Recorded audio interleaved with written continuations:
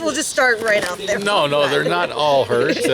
We've had 2 go down, and we've got the freshman. She's accelerating now, and we've got Whitney Jordan back in the middle, and she's been refreshing. I mean, I asked her where all this ability was last year when we were trying to teach her how to play short.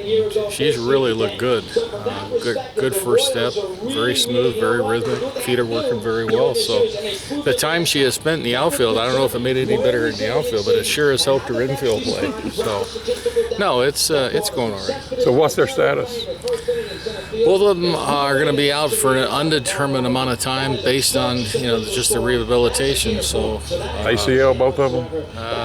Let's just say it's a knee injury. They should be rehabbing very stringently, and both are looking forward to being back early in the season. That requires surgery? Yes. That's which 2 are they? Haley Fagan and Kelsey Bogarts. Is the beginning of the season, is that really realistic? I mean, it's usually 6 months. No, I'll tell you what. Kelsey's already riding a bike. And so, I mean, again, you can't ever tell.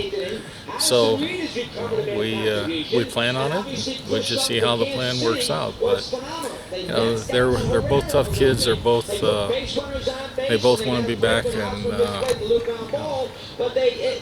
we're just continuing to play, and we say our prayers to make sure that they get the best possible medical care, and we hope and pray that they get back as quick as possible. With so many people back from a team that did so much, how's it been different this fall? Oh, it's been fun. I mean, we got 9 freshmen, so they're kind of testing your patience, but the returners, they have a very good presence right now. You just go with Cooper and Carasoni, Howard. They know exactly what to do. Their work ethic is great. Their leadership is great. They've been super as far as teaching the kids, and when you can go out there and say that they're great teachers, that says a lot. They're spending extra time. I look out the office, and one of them will have somebody out here just rolling ground balls and talking over things, or you hear balls being hit in the cage, and they're in there by themselves just trying to get better. So the freshmen are learning from some very good players that want to win very badly. So they're putting whatever they need to into it. How have you liked Carly and Michaela, the 2 newer pitchers that have been getting a lot of throwing the last few games? Well, I tell you, both are pitching very well. It's nice. We got 5. I mean, Rachel's back, and she has really looked good. Corey has just done a magnificent job with all of them, and Marcy and Lex are pitching very, very well. So, I mean, we haven't been known for our pitching, but I think with the addition of our 2 new ones and how well the returners are pitching, we're going to see some very, very good people in the circle. Do you foresee it becoming a straight 5-person rotation? Do you think you'll actually, where one of them will actually become more of a more in a closer type role, or do you see that far ahead at this point?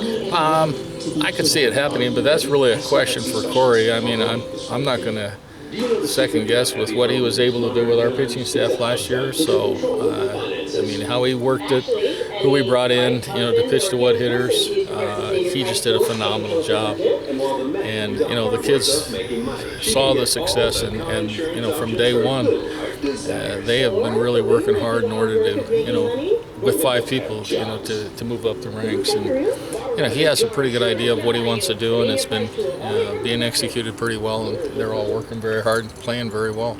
You lose a couple of bats and you have the shortstops down. How much have you kind of been toying with the lineup just to see, ultimately what you are going to look to do, or is this just all just to get young players some experience? Oh, we got, if you've seen our first 6 games, we're trying to get everybody, 4 to 6 at bats in a ball game, and We pretty much know what Cooper and Akarasoni are going to do, Howard's going to do, so it's more important to get McCracken and Whitney Jordan, the at-bats. And at first base, Jade's been out. She's just now starting to come back, so she's going to be a big part of our offense. So, we're not real worried about those people. They know what they need to do. Jade's been taking a lot of ground balls, and boy, I tell you what, defensively she's been outstanding.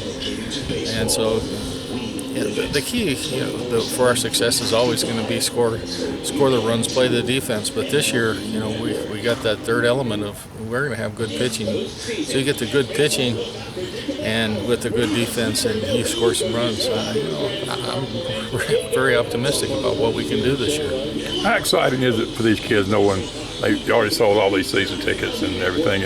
How it was at the end of last year, that maybe it's going to be the same way from the start this time? I think it's very exciting.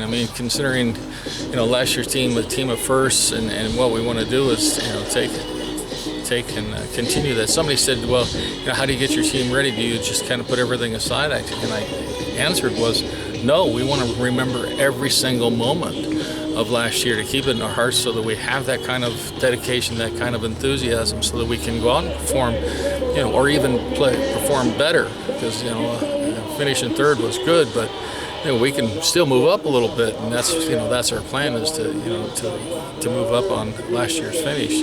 But we also are realistic enough to know what we have to do in order to make that happen. And we didn't do the little things, and we didn't pay attention to details. So, our repetition is just that. If you watch practice, we make mistakes. We stop, everybody listens, and we go through exactly what we need to do. If we screw up on the bases, we stop, everybody listens, so that we're not making those same mistakes over and over. And that's the nice thing about it. We're making less mistakes. And last time I checked, we're still in October. So if we can finish this on a really high note, when we get back together in January, I think we're going to be just picking up right where we left off. You were discussing stadium expansion and seating and things like that at the end of the season. I understand some of that's in the works. What exactly is in line? On this side here, from light pole to about where this row ends right here, there's going to be approximately 600 seats. And on this side, there's going to be approximately 300 seats from the light pole coming this way. So we're going to put an auxiliary media tent on this side. It was on this side last year, as we're figuring that the media attention should be hopefully the same. We want to make sure you guys are taken care of. See, it's also closer to the food. So that's good. Yeah, that's very good. So, when will that be done? Well, that's all. To my knowledge, right now, we're hoping to get everything started around December 1st. The nice thing is we're reconfiguring the front of the stadium. So when that happens, all the fence line is going to come down, and it will border those little pylons that you see all the way around. So we'll have a great big grassy area for kids to play. We'll have an area for 2 food trucks. We'll have an area for 2 really nice bathroom areas that are going to be coming in. And we got more bathrooms coming in over here.